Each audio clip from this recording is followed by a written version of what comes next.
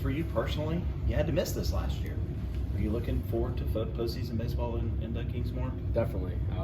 I got to experience it with the team 127 last year. But being able to play in front of this home crowd for a regional atmosphere is definitely something I'm looking forward to. What's this place like for you guys, and how special is it? Brian's told us that you guys are one of just 3 programs to host 3 consecutive years. Just to be able to host and have these fans in this atmosphere, what is that like for you guys? What's that mean to you? Yeah, I think you got to give all the credit to Coach Backage. What he's done in just 3 years here is absolutely amazing, and we're definitely excited to be back home and play in front of this crowd again. They've been great all year, but the energy for regional is just definitely different, as a lot of people remember from last year. So, like I said, I think we're happy to be home again.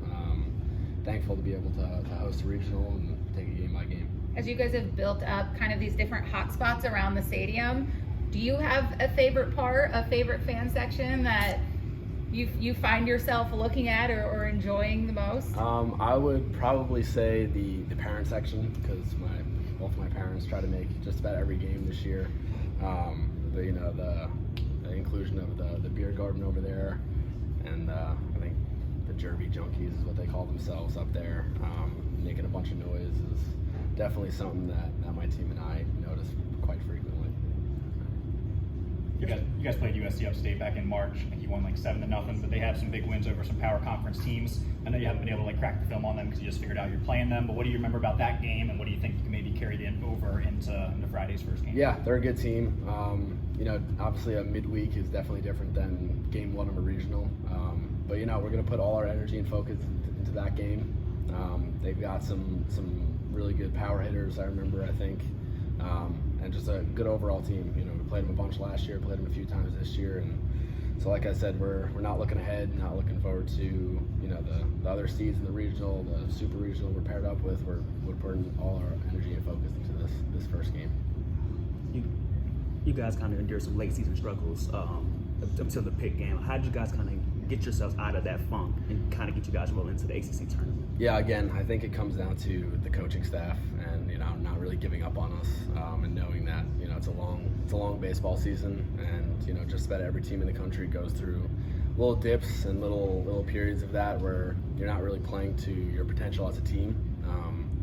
So one of the phrases we used was just ride the dip into the wave, basically, and just continue to play as a team. Those moments of struggles definitely, I think, made our team grow even closer, because you hear a lot of stuff on social media and from outside noise, but we know that all we have is the guys in our locker room. So we grew closer, and we knew that it was only a matter of time before we kind of started to playing to our potential again. I think Baggage kind of described you guys, I guess, frustration after the Duke series loss. I guess, how did you guys turn that frustration back to you guys having fun out on the field again? Sure. I think it just comes back to one of our many standards on this team of just using adversity to our advantage. We like to say the word good when something doesn't go our way, we don't get a good call, we don't win a game that maybe we think we should win. So I think it comes down to the mindset of this team, and not letting one game or one series or even a stretch of a couple weekends kind of define our season. Like I said, I think we just grew closer, and that we knew that it was only a matter of time before we started playing Clemson baseball again. Does it put a little bit of a chip on your shoulder that you guys weren't able to get that top 8 national seed? I don't really think we're thinking too much of it. We don't have any control over the past series or kind of where the committee kind of put us.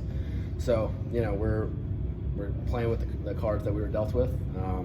Like I said, we're not going to look ahead. We're just going to play game by game, just like our mindset this past week in the ACC tournament. Didn't want to look ahead to kind of, if we win this game, then we might play this team. Every team in this regional and going forward is going to be really good and going to give us their best shot. So I don't think it matters too much to us. You bring up that mantra of good. I mean, is there anything good about coming up just a little bit short in the ACC title game? Absolutely. Yeah, I mean, in the moment, it definitely stung a little bit. We definitely didn't play to our potential as a team from all sides of the ball, pitching, defense, offense. But again, we know what that feeling's like. We use it to our advantage to, just grow even closer, tighten the circle. I think Coach Leggett said something yesterday about circling the wagons and using that metaphor. But yeah, I mean, like I said, you can't change the past. That game is that game. We're flushing that because we know that that's not really how this team really plays when we're going well. So like I said, we're going to spend this week kind of preparing for USC Upstate and then take it from there. Did he then explain what circling the wagons means for you guys? Yeah, he said he was a history major and made a reference to, I don't remember the exact timeline or what kind of group or country or anything used that term, but it was the analogy of just the guys that we sit with every day that we've been spending every single day together since August, circling the wagons, not letting anyone in, and just growing super close together. Yeah. I love it. Look at him teaching you guys in all kinds of ways. Yep, these moments to sit here on Memorial Day Monday, what's become a tradition for you guys, being able to watch the selection show, see where you go. What are these moments like, these experiences, as you guys make this an annual thing? Yeah, I think these are the things you remember as a team. You're not going to look back in 5, 10, 15 years and remember what you did in this game or your stats in this specific category. It's those moments of just sitting together and looking around, and especially all the younger guys, just kind of seeing their faces. And obviously this is pretty new for me too. Last year was the first time I ever sat in a room and actually watched the selection show. And so yeah, it's really special. It's just another one of those moments that you look back on and you always remember those times. And we're really excited to play at home this weekend. Talking about the young guys, TP Wentworth in particular, why is he a guy that's come on late in the year, do you think? Yeah, I think a combination of his work ethic throughout the season when maybe he wasn't getting as much playing time as he would have hoped. The combination of that, along with a couple injuries from some guys, Tristan Becerra, Tristan McClatty, who have really big roles on this team and just kind of suffered a couple injuries that isn't really allowing them to play on the field anymore this season. So that's kind of the mentality of this team, just next man up, and he's been putting in the work behind the scenes when no one's watching, and clearly that shows. I mean, he had a great week this past week. Obviously a big body, really physical, and us older guys are just kind of helping him calm the moment down, even though it's exhilarating for all of us. I think it's pretty important to have some older guys like myself, Josh Payno, Dom Listy, kind of in the lineup with him to, I get to hit right behind him. So I get to see his whole routine in the box, and, if he has a bad at-bat, come in, talk about it, debrief a little bit, and kind of just use my own experience to help him. Pax was talking about like the smash periods, and I guess that he hits the ball really hard. I mean, how different is his impact on the ball? It's really impressive. He's a lot bigger than me, and I have probably 5 or 6 years on him, and just seeing the way he hits the ball and how physical he is really impressive. And I kind of wish I was that big and could hit the ball that hard, but I think he has a bright future, and he's just going to continue to progress on this field as a Clemson Tiger, and I think in the next couple of years he's going to have even a bigger role than he has now. Anything else, Ranger?